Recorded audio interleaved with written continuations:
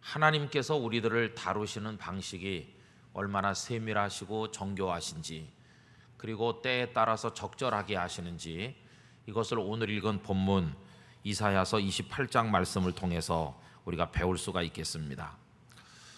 여러분, 세상에는 법이라는 게 있습니다. 그래서 법을 가지고 사람들의 삶을 규제하기도 하고 또 어떤 결정을 내려서 판결하기도 합니다. 근데 법이라고 하는 것은 흔들려서는 안 될 절대 잣대와 같은 것이죠. 어떤 사람에게는 이 법이 흐물흐물하고 어떤 사람에게는 그 법이 아주 엄정하다면 그것은 정의로운 사회는 아닐 것입니다. 그래서 그 사람이 누구이든지 간에 동일한 법에 따라 동일한 판결이 내려질 때 그것이 적절한 것이겠죠. 그러나 살다 보면 참 인정이라고 하는 게 끌릴 때도 있고 그 정황이라고 하는 걸 또 참작해 보면 참 결정하기 힘들 때도 있다고 생각합니다. 여러분 아마 이런 얘기 많이 들어보셨을 거라고 생각하는데요. 어떤 노인 한 분이 빵을 훔쳐서 먹다가 붙들렸습니다. 이때는 언제냐 하면 미국의 공황이 아주 심했던 1930년대쯤 되는 얘기입니다. 그래서 이 노인이 끌려왔어요. 판사가 앞에 앉아 있고 여러 가지 사건들을 동시에 재판해야 되는 그런 재판이기 때문에 방청석에 사람들이 제법 많이 앉아 있는데 남노하기 짝이 없는 이 노인이 빵을 훔쳐 먹은 죄로 끌려왔습니다. 판사가 엄하게 물었습니다. 노인장, 빵을 훔쳐서 드시는 것은 죄라는 것을 알지 못합니까? 어떻게 남의 빵을 훔쳐서 잡수실 수가 있습니까? 그렇게 하니까 이 노인이 눈물을 툭 떨구면서 사흘 동안 굶었습니다. 이렇게 말씀을 하는 겁니다. 장내가 숙연해지고 판사도 할 말이 없고 앉아있는 사람 모두가 할 말이 없었습니다. 그 순간 앉아있는 사람들의 마음속에 생겨난 공통의 감정은 불쌍하다는 것이었습니다. 동정심이 사람들의 마음속에 퍼져나가기 시작을 했고 사람들은 다 마음으로 무슨 생각을 했느냐 하면 뭐 대단한 금덩어리를 훔친 것도 아니고 치부하기 위해서 한 것도 아니고 그저 배를 채우기 위해서 빵을 몇 개 훔친 거라면 저게 무슨 죄가 되겠는가 이렇게 생각을 하면서 그 노인에게 당연히 무죄를 내려야 될 것이라는 생각들을 방청석에 있는 사람 모두가 하게 되었습니다. 그러나 잠시 침묵을 지키던 이 판사는 이 노인에게 형을 가하게 됐는데 노인께서는 벌금을 내셔야 되겠습니다. 그러면서 빵을 훔친 데 대한 죄로 그 벌을 받으셔야 되겠는데 10불에 10달러의 벌금을 내라고 판결을 내리게 됐습니다. 그때 방청석에서 소란이 일어났습니다. 사람들마다 웅성웅성하기 시작하더니 저 판결이 너무 잔인한 게 아닌가. 당장 빵이 없어서 사흘을 굶은 노인에게 단돈 1센트도 없을 저 노인에게 어떻게 10달러의 벌금을 부과할 수 있는가에 대해서 사람들은 의견이 분분하고 장내가 소란스러워졌습니다. 그때 판사가 일어나니 사람들의 시선이 그에게 집중이 됐고 그는 아래로 천천히 내려오더니 몸에 걸쳤던 법관의 신분을 나타내는 의복을 벗고 앉아있는 사람들과 똑같은 평상복으로 그 노인 앞에 가까이 다가섰습니다. 그리고는 그 노인을 꽉 끌어안고 눈물을 흘리면서 그 노인에게 말했습니다. 노인장, 너무너무 죄송합니다. 10달러의 벌금은 제가 대신 내드리도록 하겠습니다. 제가 10달러의 벌금을 내드리는 이유는 노인장께서는 잡수실 것도 없는데 어떻게 벌금을 낼 건지 제가 그 상황을 잘 알기 때문입니다. 그러나 저는 판사로서 노인장을 무죄로 방면할 수는 없었습니다. 법은 지켜져야 되는 것이고 그래야 사회는 유지되는 것이고 노인께서는 분명히 빵을 훔친 죄를 지었기 때문에 만약에 제가 노인을 무죄라고 그렇게 재판한다면 이런 법정은 있으나 마나합니다. 그리고 그런 법도 존재할 필요가 없을 것이고 미국 사회는 지켜질 수 없을 겁니다. 그러니 10달러의 벌금을 부과할 수밖에 없었음을 이해해 주시기 바랍니다. 그러나 또 하나의 사실은 노인께서 벌금 낼 돈이 없다고 하는 것이니까 그것은 제가 대신 내도록 하겠습니다. 법도 살려야 되는 것이고 노인의 형편도 살려야 되는 것이죠. 그러면서 내가 많은 죄를 지었다고 판사가 노인에게 사죄를 했습니다. 저는 노인 같은 분이 계신 줄도 모르고 하루 세 끼를 너무 배부르게 잘 먹었습니다. 우리 사회에 굶주리는 사람이 많은 것을 알면서 제가 대책을 세우지 못한 죄인입니다. 그러면서 내가 그 죄값을 치르는 마음으로 $10를 제가 대신 내드릴 테니 걱정하지 마십시오. 이렇게 하고는 앉아있는 방청석을 향해서 이야기했다고 합니다. 여러분, 우리 모두가 다 같은 뉴욕 시민으로 죄인입니다. 이 어르신이 이렇게 굶을 수밖에 없도록 방치했던 죄가 우리 모두에게 똑같이 있으니 법에 따라서 재판을 하긴 했으나 이 노인을 이대로 내보내드리면 또 빵을 훔쳐야 될 수밖에 없지 않겠습니까?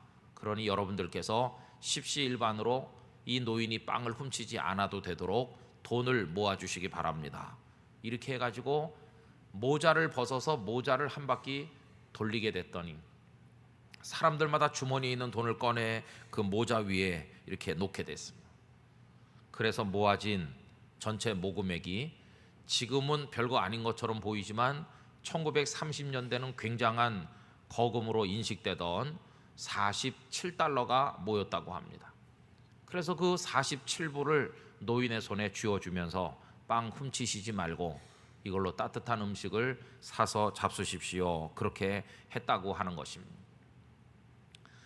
여러분이 판사의 이야기를 많이 들으셨을 겁니다. 그는 그 이후에 연방 하원 의원을 지냈고 뉴욕시의 시장으로 당선이 돼서 3번이나 시장직을 연임했던 라과디아라고 하는 유명한 사람입니다. 그가 키가 아주 작았기 때문에 사람들은 그를 리틀 플라워라고, 작은 꽃이라고 그렇게 별칭으로 불렀다고 합니다. 그분이 뉴욕시를 위해서 많은 공로가 있었기 때문에 뉴욕의 공항을 건설하면서 그 공항에 이름을 붙이는데 이분의 이름을 붙여서 공항을 부르게 되었다고 합니다. 여러분, 이 이야기는 너무너무 유명한 그런 이야기고요.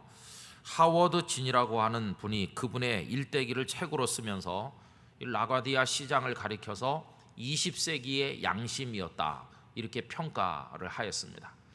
하워드 진이 쓴 라과디아라고 하는 책이 우리말로도 번역돼서 나와 있습니다.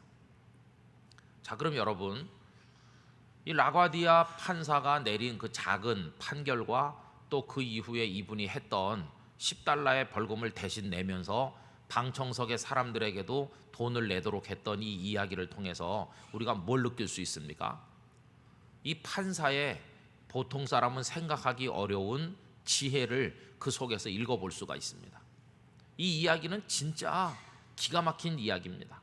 마치 누가 기획이라도 해서 만들어낸 것처럼 아주 절묘하기 짝이 없는 그 이야기 속에 멋진 균형이 들어있는 그런 이야기인 것을 깨닫게 됩니다. 법은 법대로 살려서 엄정하게 집행되어야 된다고 하는 것을 보여주면서 동시에 불쌍한 한 노인의 형편을 도와주는 그런 일도 하면서 거기 참석한 판사 본인을 비롯해서 방청석에 앉아있는 모든 뉴욕 시민들이 이 사회를 건강하게 지켜나가기 위한 공동의 책임이 있다고 하는 것까지 깨닫도록 만들어주면서 작지만 모두가 사랑의 선행을 베풀도록 했으니까 이 판사의 지혜라고 하는 것은 아주 절묘하다는 걸 볼 수 있습니다.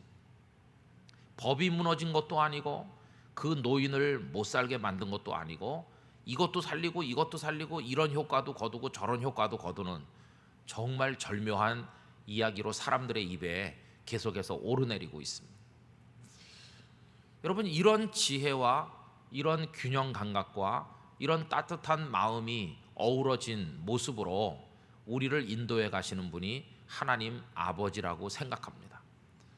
여러분, 오늘 읽은 본문에 보면 이런 절묘한 방식으로 사람들을 다루시는 걸 가리켜서 뭐라고 표현하고 있는가 하니 적당한 방법이다, 그렇게 표현을 하고 있습니다. 여러분, 오늘 본문 말씀 가운데서 우리 한 절 같이 보시면 26절 말씀 가보시겠습니까? 26절 다 같이 한번 읽어보도록 하겠습니다. 이는 그의 하나님이 그에게 적당한 방법을 보이사 가르치셨음이며 라고 되어 있습니다. 여러분, 여기 적당하다 하는 것을 우리가 오해하면 안 됩니다. 우리 한국말에서 적당하게 하는 말은 무슨 뜻입니까? 적당하게 해라 하는 말 속에 우리 한국말 뉘앙스는요, 너무 그렇게 끝까지 하려고 할 필요 없어, 대충 해, 그냥 적절하게 해, 흉내만 내도 된다, 꼭 그런 뜻으로 들리죠. 적당하게. 그래서 우리말에는 적당주의라는 말이 있습니다. 참 안 좋은 말이죠. 공부도 그냥 적당하게 하다 말고, 직장에 다니는 사람이 월급 받으면서 일을 하는데 일도 성실하게 하지 않고 눈가림만 하면서 적당하게 하고 대충 때우는 것을 적당주의라고 합니다. 그런 면에서 보면 이 26절의 번역은 적당이란 단어 대신 다른 단어를 써야 될 거라는 생각이 드는데, 하나님께서 적당한 방법을 보이사, 이거는 오해하면 대충 하도록 가르치시는 하나님이신가, 이런 오해를 가지게 되는 거 아닙니까? 이건 그런 뜻이 아닙니다. 하나님께서는 그런 하나님이 아니십니다. 하나님께서 저와 여러분을 사랑하실 때 그냥 적당하게 사랑하시고 끝내시는 분이신가? 여러분, 절대로 그렇지 않습니다. 적당하다는 뜻은 무슨 뜻인가? 이 히브리어 단어는 미슈파트라고 하는데, 그 뜻은 당신의 규례와 법을 아주 엄정하면서도 그 상황에 꼭 맞게, 조금도 모자라지도 않고 넘치지도 않게 그 상황에, 독특한 상황에 딱 맞게 집행해 나가시고 운행해 나가시는 하나님의 방식, 그걸 미슈파트라고 하는 겁니다. 그러니까 여러분, 이 말씀을 읽으실 때 대충 하는 거다 이런 오해는 가지시면 안 되고, 절묘한 방법으로 당신의 뜻을 우리에게 이루어 가시는, 우리를 인도해 가시고 사랑해 주시는 하나님의 우리를 다루시는 그 방식, 그걸 말씀하는 거다, 이걸 기억해 주시기를 바라는 것입니다. 아까 그 판사의 판결 이야기와 흡사한 것이죠. 그래서 하나님께서는 성경 전체를 통해서 단 한 번도 내 법을 취소한다고 말씀하거나 상황이 그러니 내가 적당히 봐주겠다고 하시거나 그런 하나님이 아니셨어요. 심지어는 당신의 사랑하는 이스라엘 백성까지도 호되게 종아리를 때려서 심지어는 나라가 망하고 포로로 끌려가기도 하지 않았습니까? 그래서 하나님의 법의 정신이 무너진 적이 없어요.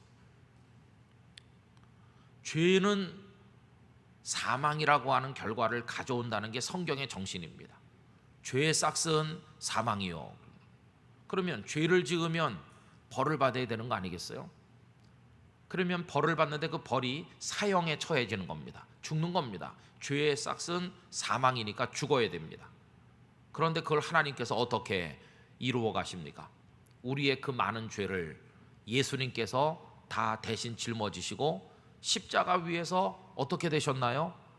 그냥 매달렸다 얼른 내려오신 게 아니라 십자가 위에서 죽으셨죠. 왜냐하면 죄의 싹은 사망이니까. 그래서 하나님께서는 십자가를 통해서 죄가 있으면 벌이 있는 것이고 그 벌은 사망이라고 하는 당신의 원리를 그 십자가에서 증명해 보이셨어요. 하나님의 법은 상황에 따라서 이렇게 되거나 저렇게 되면서 변경되는 게 아님을 말씀하는 것이죠. 그러면서도 죄인인 우리들이 멸망하지 아니하도록 하나님께서 우리들을 건져 주시는 겁니다. 우리를 구원해 주시는 겁니다. 그러기 위해서 하나님이 내신 진짜 절묘한 하나님만의 방식이 뭐였습니까? 당신의 아드님을 세상에 보내주시는 것이었어요. 독생자 예수님의 희생적인 죽음을 통해서 죄가 있는 곳에는 사망이라는 벌이 있다고 하는 것도 보여주시면서 또 우리를 구원하기도 하시는, 하나님은 그래서 여러 마리의 토끼를 다 잡는 사냥꾼처럼 모든 일을 다 이루셨어요. 아까 판사가 법도 살리고 어르신도 돕고 사람들의 마음에 따뜻한 것도 불러일으켜서 돈을 모아서 노인에게 주는 착한 일도 하도록 끌어낸 것처럼, 그런 결과를 도출한 것처럼 하나님께서 우리를 다루시는 방법은 아주 적절하다는 것입니다. 여러분, 하나님께서 저와 여러분을 오늘 여기까지 인도하셔서 2013년 7월 24일 저녁에 이 영도에 있는 땅끝교회 예배당 안에 앉아 있기까지 지나간 몇십 년 세월을 인도해 오신 것이 하나님의 실수였거나 하나님의 판단 착오로 인해 갖고 이렇게 된 것인가? 절대로 그렇지 않다는 사실을 깨달아야 될 줄로 믿습니다. 하나님은 최고의 적절한 당신만의 방법으로 오늘 우리 속에 믿음을 주셨고 하나님의 자녀가 되게 하셨고 오늘 저녁 이 자리에 앉아 있기까지 우리를 인도해 오신 에벤에셀의 하나님이신 줄로 믿습니다. 하나님은 그런 분이시기 때문에 미래도 마음 놓고 맡겨드릴 수 있습니다. 하나님은 하나님의 판단으로 가장 적당한 방식으로 내 미래를 인도해 가실 줄로 믿습니다. 그런 믿음이 우리에게 용기를 주고 하나님 아버지를 신뢰하도록 만든다는 것입니다. 오늘 본문은 이 적절하게 우리를 인도해 가시는 방식을 깨닫도록 하기 위해서 예를 하나 들고 계시는데 그 예는 농부가 농사하는 예입니다. 여러분 오늘 읽어보면은 농사하는 얘기가 많이 나오고 있어요. 우선 2번으로 그 유인물에 내려가 보시면 농부도 알고 있다 이렇게 제목을 달았는데 26절을 다시 한번 보면 이렇습니다. 이는 그의 하나님이 그에게 적당한 방법을 보이사 가르치셨음이며 하나님께서 농부에게 그 지혜를 가르치셨다는 거예요. 농부에게. 그래서 여러분 촌에 가보십시오.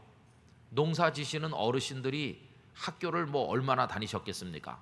시골 농촌에 가보면 지금도 80이 넘으신 어르신들께서 꼬부리고 모내기도 하시고 김도 메고 다 하시잖아요. 그런 그 어르신들을 붙들고 여쭤보면 할아버지께서 이렇게 농사를 적절하게 잘 지으셔서 고추밭에는 고추가 그득하고 콩밭에 콩이 잘 자라고 저렇게 벼가 잘 자라고 과수원에 과일들이 벌써 익어가고 그러는데 할아버지는 학위를 어디서 받으셨어요? 그 80 넘은 할아버지께서 서울대학교 농과대학 졸업했습니까? 아닙니다. 우리 아버지에게 배웠지. 우리 할아버지가 그렇게 하셔서 나도 한다. 그럼 그분의 할아버지는 또 누구한테 배웠나요? 여러분 거슬러 올라가 보면 전문가를 통해서 어떻게 농사를 지어야 되는지 공부를 많이 하시고 학사, 석사, 박사 과정을 통과했기 때문에 과수원을 할 수가 있고 벼농사를 할 수가 있냐? 그게 아닙니다. 벌써 인류가 이 땅에 살기 시작한 이래로 사람들은 땅에다 씨를 뿌리면 그게 돋아나서 추수해서 먹을 수 있게 된다는 것을 알게 됐어요.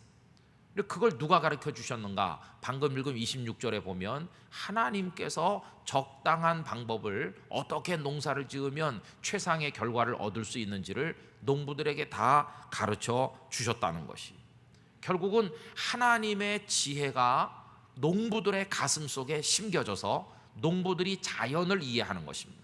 땅이라는 것은 거짓말을 할 줄 모르고 땀 흘린 대로 내게 결과를 준다. 그리고 내가 열심히 하는 것만 가지고는 안 되고 하늘에 햇빛이 필요하고 비가 적절히 와야 된다. 그 비가 고여서 잘 되려면 물기를 잘 내야 되고 어떤 때 물이 또 잘 빠질 땐 빠져야 되고 이런 자연의 속성을 다 알게 하셨습니다.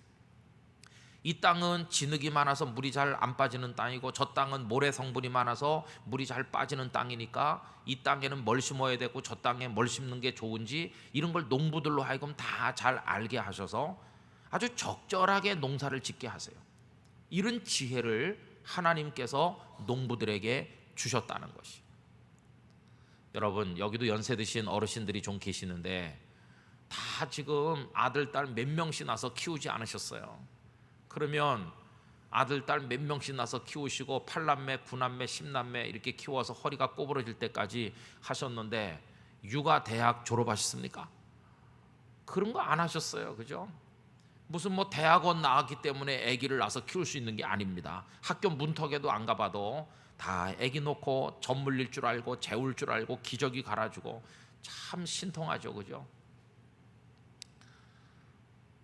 젖을 어떻게 몇 시간 만에 한 번 먹이는지 잠은 어떻게 재우는지를 무슨 전문가한테 교육받습니까? 요새는 TV나 잡지 같은 데서 아이들 잘 키우는 법에 대해서 얘기도 하지만 그래서 잘 키우는 법을 많이 배워서 키우는데도 이 모양입니다. 요새.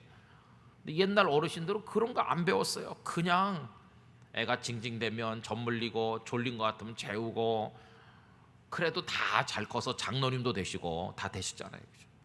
아유 우리 엄마는 무식해가지고 공부도 안 하고 그래서 나를 그때 말이지 우유를 먹였어야 될 걸 젖을 먹여갖고 이 모양이 됐다, 이렇게 생각하는 분 있으십니까? 아무도 없으시잖아요. 그래서 하나님의 지혜가 농부의 마음속에도 있고 자식을 키우는 어머니들의 마음속에도 있고, 그래가지고 인류가 이 땅에서 살게 하셨는데, 이 삼라만상이 운영되는 모든 현상 속에 하나님의 경영과 지혜가 있고, 우리 인생사에서 이루어지는 모든 것 속에 하나님의 지혜가 있다는 것입니다. 그래서 여러분, 농부가 농사 짓는 거 하나도 그냥 스쳐 지나치면 안 되고, 가만히 보면 그 속에 놀라운 하나님의 지혜가 담겨 있다 하는 것입니다. 그럼 농부는 어떻게 농사를 짓습니까?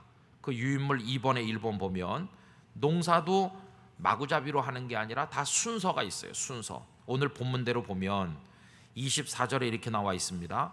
파종하려고 가는 자가 어찌 쉬지 않고 갈기만 하겠느냐, 자기 땅을 개간하며 고르기만 하겠느냐, 이렇게 말씀하죠. 여러분, 농사 짓는 사람은 맨 처음에 돌멩이도 파내야 되고 땅을 갈아엎어서 우선 땅을 갈아야 되죠. 밭갈이를 해야 되는데 1년 내내 밭갈이만 하는 사람은 없다 그 말이에요. 그죠? 봄부터 가을까지 나는 밭갈이만 1년 내내 했는데 어떻게 추수할 게 아무것도 없느냐, 난 땀을 많이 흘렸는데 왜 결실이 없어, 이렇게 말하는 농부는 세상에 한 명도 없습니다. 누가 가르쳤는지 다 알고 있습니다. 뭘요? 밭갈이를 했으면 그 다음에는 씨를 심어야 된다는 걸 다 알고 있는 거예요. 그러니까 밭갈이를 하고 그 다음에는 씨를 심는 것이죠. 파종을 하고. 그리고 오늘 본문에는 언급하지 않았지만 씨만 심고 그 다음에는 내버려 둡니까?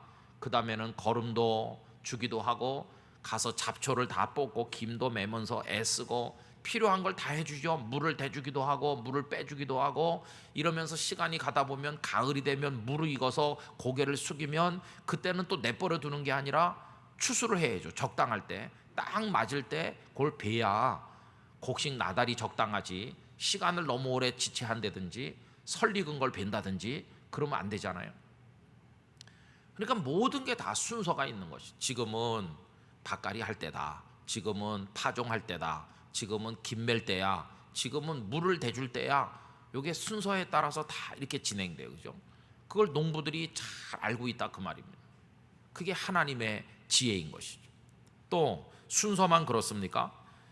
방식도 다 다릅니다. 2번 보면 씨를 심는 파종의 다양한 방식들, 오늘 본문에 보면 소회양, 대회양, 소맥, 대맥 이런 게 나오는데, 제가 괄호 안에는 그 히브리어 본문에 있는 명칭을 그냥 적어드린 겁니다. 소회양은 케차흐라고 돼 있고, 대회양은 캄몬, 소맥은 히타, 대맥은 세오라 이렇게 돼 있는데, 이 소회양은 미나리과 1년생 식물로 알려지고 있고, 오늘 본문에 말하는 캄몬이라는 대회양은 약용과 향료 목적으로 재배했다고 알려졌고, 소맥은 밀가루 만드는 밀, 대맥은 보리를 뜻하는 것이고, 귀리는 우리가 흔히 오트밀 만들 때 쓰는 오트, 그걸 얘기하는 것들이죠.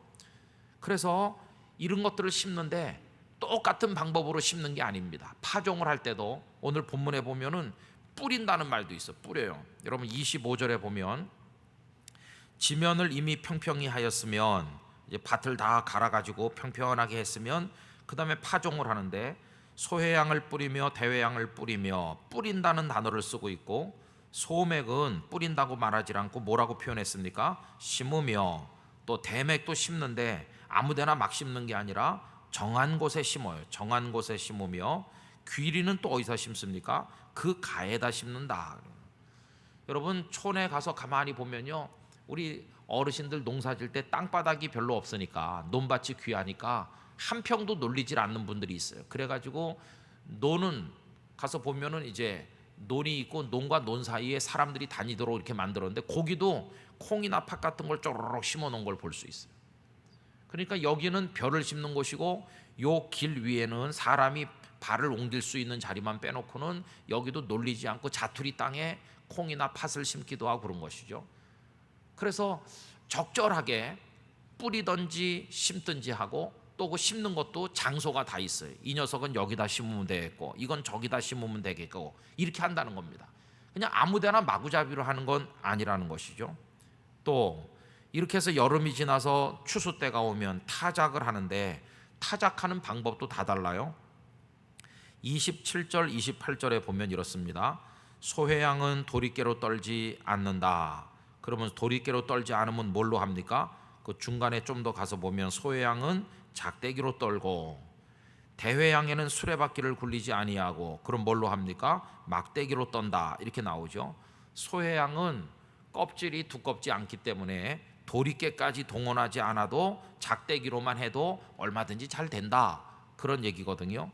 여기 도리깨라고 번역된 하루츠라는 것은 그 끄트머리에 그 금속이 박혀 있어 가지고 아주 날카로운 금속이 박혀 있어서 껍데기가 딱딱한 것들을 타작할 때 쓰는 거라고 합니다. 여기 우리 성경에 도리깨라고 좀 번역됐는데, 근데 소회양은 그렇게까지 안 해도 되니까 작대기로 해도 충분하고, 대회양은 그냥 막대기로 하면 된다, 그런 얘기죠. 그러면 수레바퀴라고 하는 건 뭐냐? 곡식 종류에 따라서 수레바퀴를 쓰기도 합니다. 제가 전에 그 이스라엘의 성지 스터디를 갔을 때 보니까 당나귀에다가 수레를 매달아요. 그래가지고 그 곡식을 바닥에다가 넓게 마당에 깔아놓고는 이 녀석이 계속 그걸 끌고 다니는 겁니다. 계속 그 위로 질겅질겅 밟으면서 다니면은 그 바퀴가 곡식 위로 지나다니면서 하루 종일 그렇게 하면 그게 타작이 되는 거예요.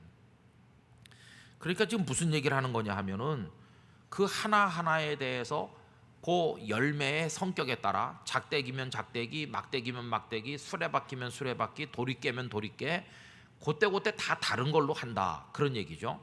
그 다음에 28절에 보면요, 곡식은 부수는가, 그런 말이 있는데, 이 부순다는 것은 우리말 번역이 조금 복잡합니다만은 주석에 참조를 해보면 가루를 만드는 걸 뜻한다고 합니다. 그러니까 밀을 추수했으면 껍데기를 벗겨가지고 그 다음에 그걸 가루를 내야 음식을 만들 거 아닙니까? 바로 그 가루를 만드는 작업을 뜻하는 것인데, 늘 떨기만 하지 아니하고 그것에 수레바퀴를 굴리기도 하고 그것을 말굽으로 밟게 하기도 하고, 그러나 또 부수지도 않는 것도 있다, 이제 그런 뜻이죠. 결국 27절과 28절은 타작도 그 곡식의 종류에 따라 서로 다른 방식으로 한다 하는 것입니다. 자, 그럼 보세요. 학교 문턱에도 가보지도 않으신 할아버지 농부가 농사를 짓는데 보면 그게 할아버지가 학교 공부를 안 했으니까 무식하겠구나 이렇게 생각하지만 절대 그렇지 않다는 거예요. 하나님께서 지혜를 이 농부의 마음속에 주셔서 어느 계절이 되면 밭을 갈아야 되는지, 어느 계절이 되면 씨를 심어야 되는지, 씨를 심되 종류에 따라서 뿌리는 것인지 꼭꼭 눌러 심는 것인지, 어떤 땅에다 뭘 심는 것인지, 이런 걸 다 알게 하셨고, 그 다음에 가을에 추수를 해서 타작을 할 때도 종류에 따라 도리깨면 도리깨니 막대기면 막대기니 이렇게 동원하는 게 다르다는 겁니다. 이게 오늘 본문에 나와 있는 하나님의 비유라고 할 수도 있고 예라고 할 수도 있어요. 그러면 이걸 통해서 우리에게 말씀하시는 게 뭡니까? 하나님께서 저와 여러분을 다루시는 방법도 그와 같다 하는 것입니다. 하나님은 우리 각자의 형편과 처지에 따라 우리 인생을 향한 하나님 당신의 계획을 따라서 가장 적절한 방법으로 우리를 다루어 나가신다는 것입니다. 그래서 여러분 그 유인물 3번에 가보십시오. 성도를 다루시는 하나님의 적당한 방식, 이렇게 나왔는데, 첫째, 때를 따라 다르게 하신다 하는 겁니다. 때를 따라 달라요. 요셉의 예를 보면 그렇습니다. 여러분, 요셉이 17살에 무슨 일을 경험합니까? 17살에 꿈을 꿨어요. 그죠? 꿈을 먼저 꾸게 하셨어요. 꿈을. 우리 생각에는 요셉이 감옥에 가 있은 다음에 꿈을 꾸게 할 수도 있었겠다, 그런 생각이 들잖아요. 먼저 애굽에 팔려가서 노예가 되고 감옥에 먼저 들어간 그 다음에 감옥에서 꿈을 꾸게 할 수도 있는 거 아닙니까? 들판에 나가서 추수를 해서 곡식단을 묶어 세웠더니 형님들의 곡식단이 내 단을 향해 절을 하더라. 하늘의 해와 달과 11개의 별이 내 별을 향해 절을 하더라. 이 꿈을 굳이 17살에 꾸게 하지 않고 한 27, 8살 됐을 때 그 감옥에서 꾸게 해도 되는 게 아닌가, 이런 생각이 들잖아요. 그러나 하나님의 계획 속에서는 그렇지 않다는 것이에요. 노예로 끌려가기 전에 먼저 꿈부터 꿔야 된다는 거예요. 여러분 왜 그럴까요? 만약에 꿈을 받지 못하고 그가 노예로 팔려간다면 어떻게 될까요? 꿈을 꾸지 못한 채로 노예로 팔려가면 아마 그가 자살했을지도 몰라요. 살고 싶은 의욕이 완전히 사라졌을 거예요. 그러나 17살에 하나님께서는 그에게 연거푸 2번의 꿈을 통해 뭘 알려주십니까? 너는 존귀하게 될 사람이다. 존귀하게. 너의 형님들까지도 네 앞에 엎드려서 절을 하게 될 것이고 너의 아버지와 어머니까지도 우러러봐야 될 자리에 내가 너를 올려 세워 존귀하게 할 거다. 그거를 하나님께서 어린 소년에게 먼저 가슴속에 심어주시는 거예요. 그러면 그 꿈이 가슴속에 남아있어요. 나는 이렇게 인생을 끝내고 사라져도 좋을 그런 시시한 존재가 아니다. 나는 하나님의 계획 속에 있는 사람이고 나는 존귀하게 될 사람이고 나는 하나님의 뜻 안에서 뭔가를 이룩해야 될 하나님의 일꾼이다. 이런 자부심이 그의 가슴속에 생기게 되는 거예요.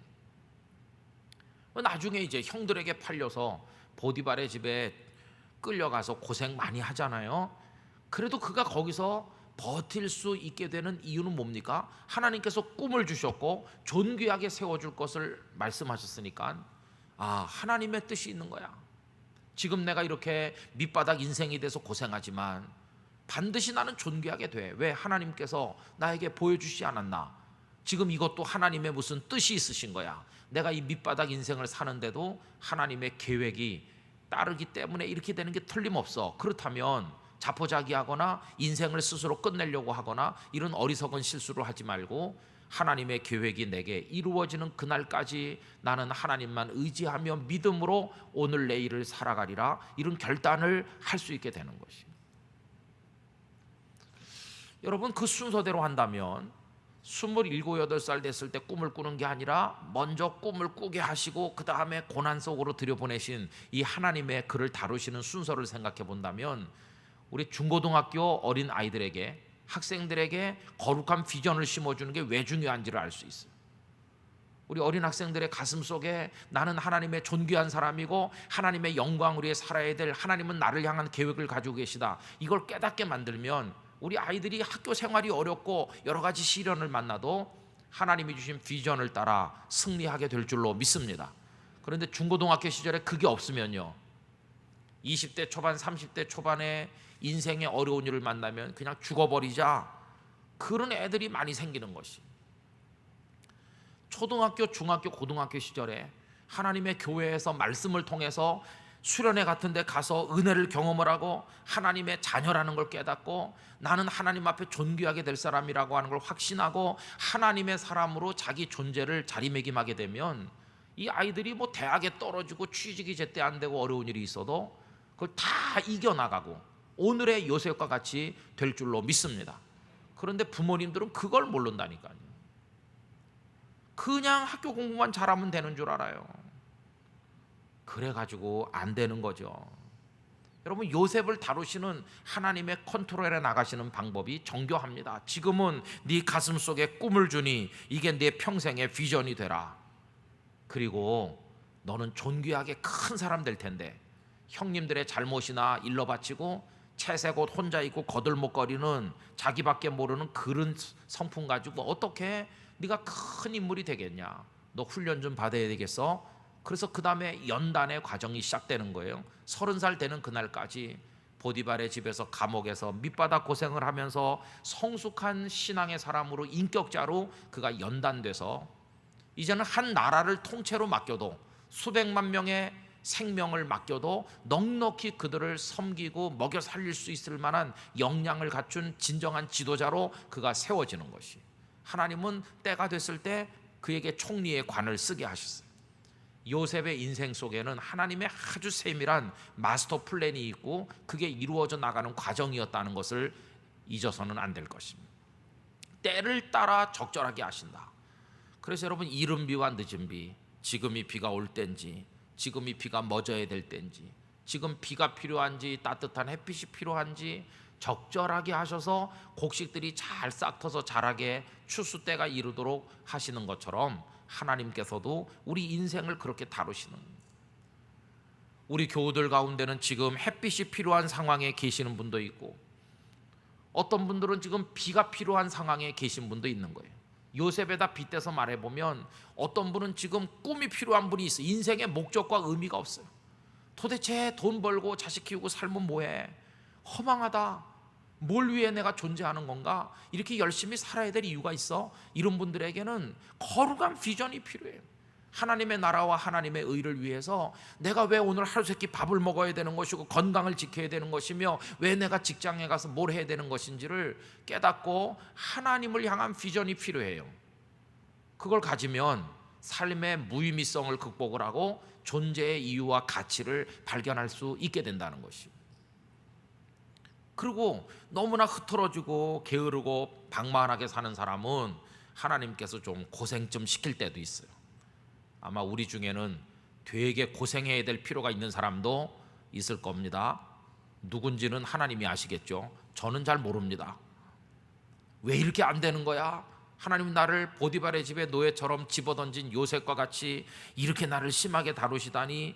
그러면 원망하지 마시고 그때가 된 줄로 알고 보디발의 집에 요셉의 심정을 이해하셔야 되는 것이, 종아리를 맞을 땐 또 맞아야 돼요.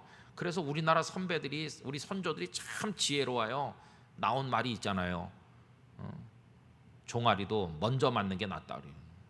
어떻게 그걸 알았는지 모르겠어요. 우리 조상들이 매도 먼저 맞는 게 낫다. 맞을 땐 또 맞아야 돼요. 그죠? 그리고 하나님이 때가 되면 우리를 일으켜 세우실 줄로 믿습니다. 할렐루야. 또 그때가 오는 것이, 그때. 아니 저 집은 어떻게 저렇게 하는 것마다 잘 되지? 하나님이 일으켜 세우실 때가 온 것이, 때를 따라서 하나님 우리를 다루시는 방법이 달라요. 그 다음에 두 번째로 3번에 2번에 가보시면요, 대상을 따라 다루시는 방법이 달라요. 거기 예를 하나 적어드렸는데 베드로와 요한, 여러분 이 두 분은 공통점이 있어요. 둘 다 예수님의 제자들 아니십니까? 두 분 다 어부 출신 아닙니까? 두 분 다 갈릴리 바다를 배경으로 살다가 부름받지 않았습니까? 얼마나 닮았습니까? 그러니까 이 두 분의 인생도 똑같아야 될 것 같아요. 똑같은 예수님의 제자, 똑같이 어부 출신. 그러면 베드로의 가는 길과 요한의 가는 길이 같아야 될 것 같잖아요. 그러나 주님께서는 베드로 너는 베드로고 요한은 요한이지, 너는 소맥이고 너는 대맥이니까 다루는 방법이 다른 거죠. 타자 그래도 작대기로 할 건 작대기로 하고 수레바퀴로 할 건 수레바퀴로 하는 것처럼 다 다른 것이에요. 그래서 여러분 요한복음 21장 18절 이하에 보면 예수님께서 시몬 베드로에게 네가 나를 사랑하느냐 3번 물으시고, 베드로가 그러한 줄 주께서 아시나이다 이렇게 3번 대답한 이후에 다음과 같이 말씀합니다. 내가 진실로 진실로 네게 이르노니 네가 젊어서는 스스로 띠띠고 원하는 곳으로 다녔거니와 늙어서는 네 팔을 벌리리니 남이 네게 띠띠우고 원하지 아니하는 곳으로 데려가리라. 젊었을 때는 너 가고 싶은 대로 맘대로 갔지만 앞으로 네가 더 나이가 들면 남들이 너를 끌고 가게 될 거다. 네가 원하지 않은 곳으로. 여러분 이게 뭐냐면 팔을 벌린 채로 끌고 간다는 말은 그가 십자가에 순교하게 될 걸 암시하신 것으로 많은 분들이 그렇게 이 말씀을 이해하고 있습니다. 앞으로 베드로는 끌려가 순교할 거다. 어떻게? 십자가에 두 팔이 벌려진 채로. 실제로 베드로 사도께서는 그렇게 순교하시지 않으셨습니까? 이 말씀을 예수님께서 베드로에게 하신 다음에 베드로가 가만히 있다가 질문 하나를 했습니다. 그 질문이 20절에 나옵니다. 베드로가 돌이켜 예수께서 사랑하시는 그 제자가 따르는 것을 보니, 예수님이 사랑하시는 그 제자는 요한입니다. 요한. 베드로가 생각했겠죠. 앞으로 나는 그렇게 될 건가 보다 이렇게 생각하면서, 그렇다면 예수님이 그렇게 사랑하시는 저 요한은 앞으로 어떻게 될까? 그게 궁금하잖아요. 그래서 물어보는 겁니다. 베드로가 돌이켜 예수께서 사랑하시는 그 제자가 따르는 것을 보니 그는 만찬석에서 예수님의 품에 의지하여 주님 주님을 파는 자가 누구 오니까 묻던 자더라. 이에 베드로가 그를 보고 요한을 보고 예수님께 질문을 했습니다. 여짜오되 주님, 이 사람은 어떻게 되겠사옵나이까? 주님, 저는 사람들이 끌고 가서 이렇게 팔을 벌리고 그럴 거라고 하시는데 저는 그렇다고 치고요, 이 요한은 앞으로 어떻게 될지 참 궁금합니다. 이 사람은 어떻게 되겠습니까? 하니까 예수님의 말씀 21장 22절, 예수께서 이르시되 내가 올 때까지 그를 머물게 하고자 할지라도 네게 무슨 상관이냐? 요한이 나중에 내가 재림할 때까지 죽지 않고 천년만년 산다 할지라도 그게 너랑 무슨 상관이 있냐?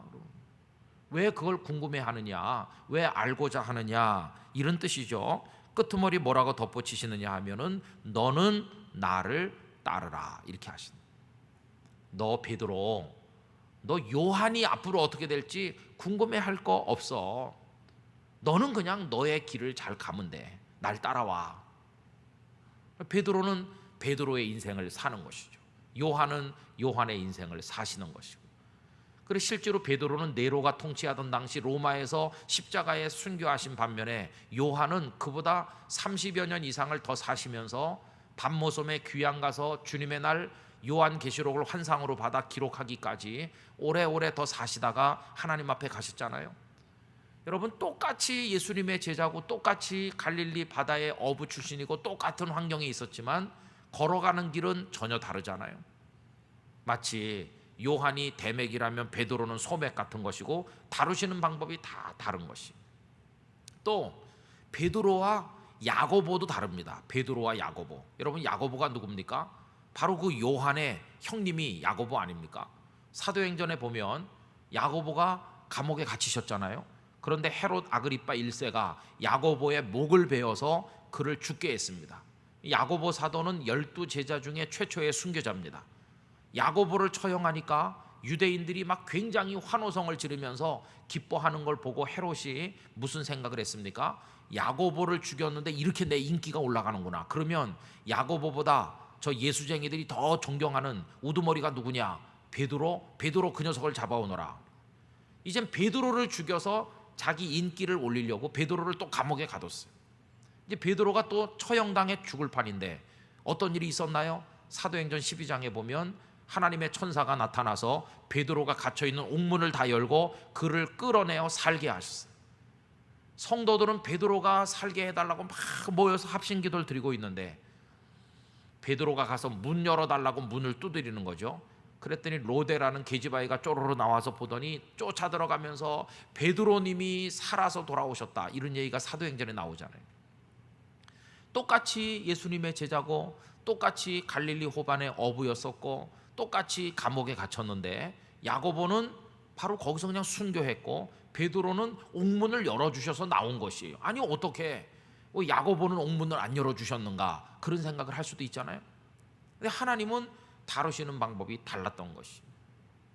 그래서 이 베드로는 좀 더 사셨죠. 좀 더 살면서 초대교회를 더 든든하게 세우고 나중에 로마까지 가서 로마 교회를 섬기시다가 맡은 일을 더 많이 감당하시다가 하나님께서 불러가신 것이죠.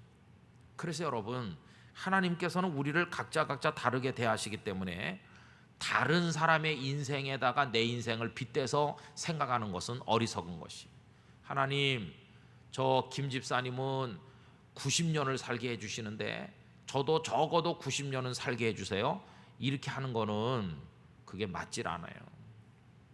여러분, 사실 33살 넘으신 분들 다 손들어 보세요. 33살 넘은 분 손들어 보시라니까요. 우린 다 오늘 가도 돼요. 예수님보다 더 살았잖아요. 예수님도 33살밖에 안 사시는데 예수님보다도 더 살았으면 됐지. 그렇죠?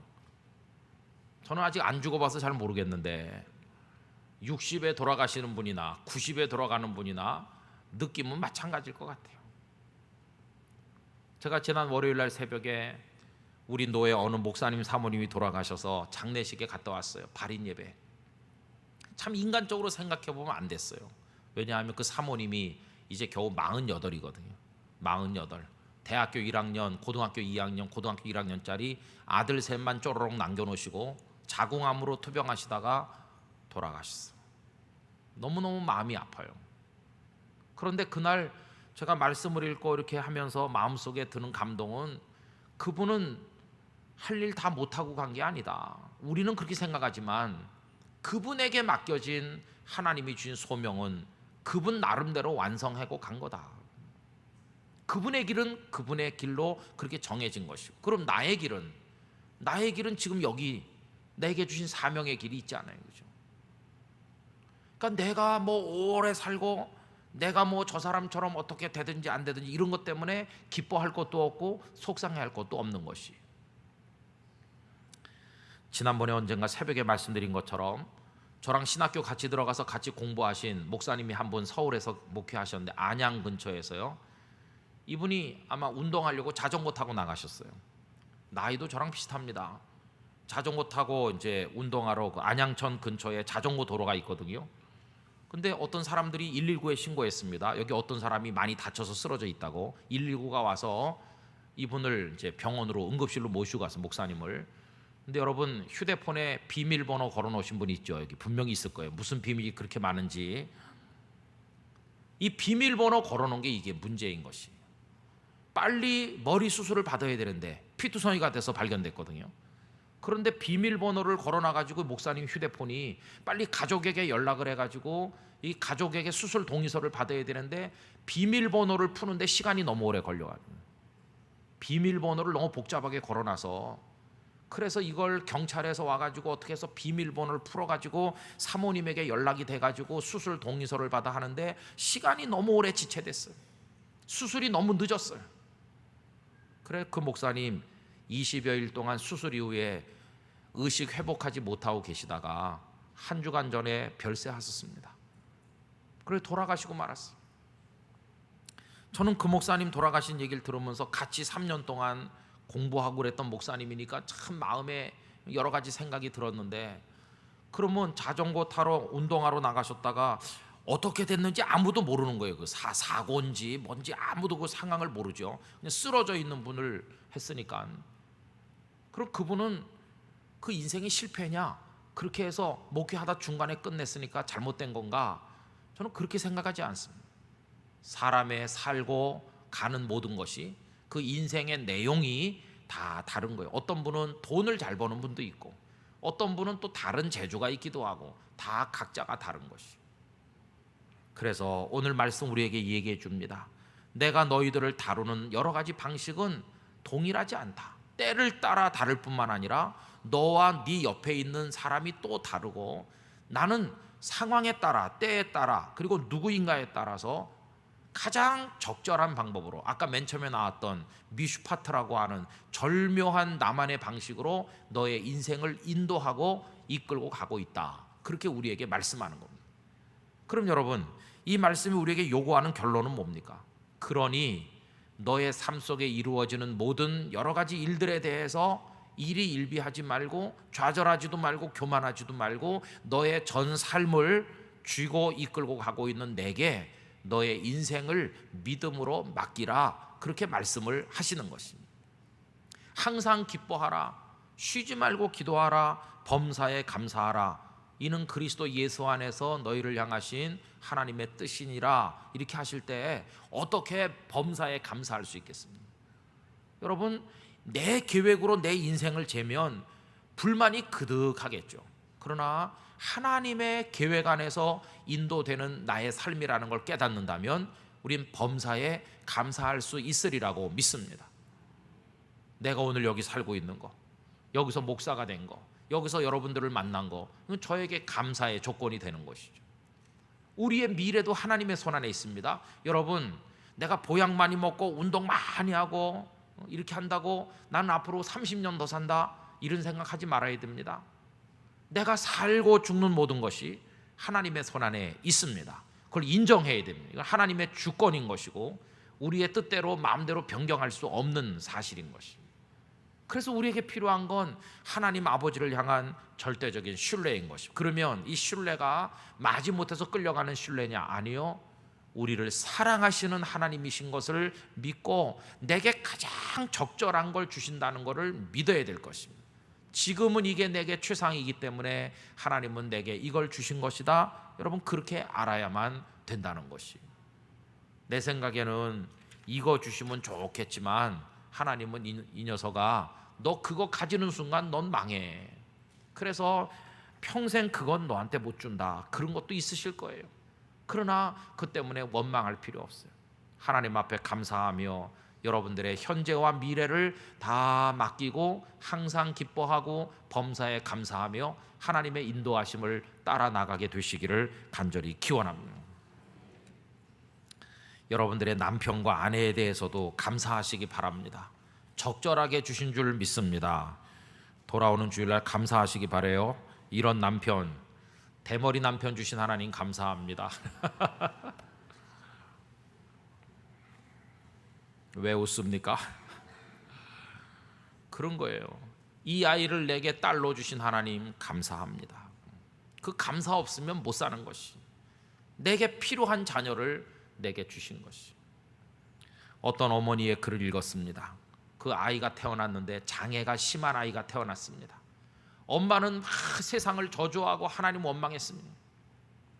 그런데 그 아이가 5살, 6살 크면서 하루도 자유가 없이 외출도 못하고 그 아이를 매일 쫓아다니면서 이렇게 하다가 깨닫게 됐습니다.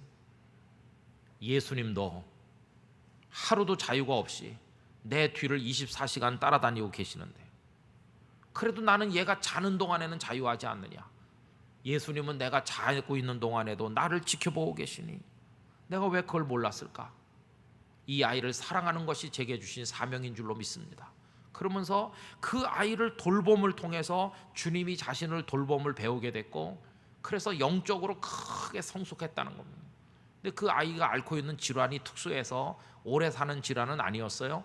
이 아이가 나중에 세상을 결국 떠나게 되는데, 그 이후에 그 어머니는 그 아이를 돌보던 그때 받았던 감동과 은혜를 가지고 많은 어려운 사람들을 도우며 살고 있느라고 수기를 써서 낸 것을 제가 본 적이 있어요.